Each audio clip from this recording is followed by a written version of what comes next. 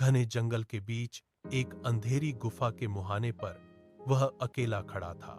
बाहर मूसलाधार बारिश की बूंदें जमीन को चीर रही थीं। उसके हाथ में एक नुकीला पत्थर था जिससे वह जानवर की खाल खुरच रहा था। उसका पेट भूख से गड़गड़ा रहा था। भूख इतनी तीव्र थी कि उसने कच्ची मांस की एक बोटी उठाई और निगल ली। तभी अचानक आसमान में बिजली कड़की और एक सूखे पेड़ पर जा गिरी। पेड़ आग की लपटों में घिर गया। आदि मानव डर के मारे गुफा के गहरे कोने में दुबक गया। उसने देखा कि आग की वह सुनहरी लपटें घने अंधेरे को चीर रही थीं।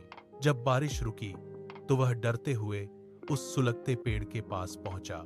उसने एक सूखी टहनी आग में डाली और वह जल उठी। उसने उस जलती टहनी को अपनी गुफा के भीतर पहुंचाया। अब वहां रोशनी थी। अगले दिन उसने दो पत्थरों को एक दूसरे पर पूरी ताकत से रगड़ा। एक चिंगारी निकली और सूखी घास ने आग पकड़ ली। अब वह आग का स्वामी बन चुका था। उसने इशारों से अपने साथियों को बुलाया और साथ मिलकर पत्थर के बड़े औजार तैयार किए। अब वे अकेले नहीं बल्कि एक समूह में शिकार पर निकलते थे। एक शाम शिकार से लौटते हुए उसने गुफा की दीवार पर कोयले से एक विशाल जानवर का चित्र बनाया।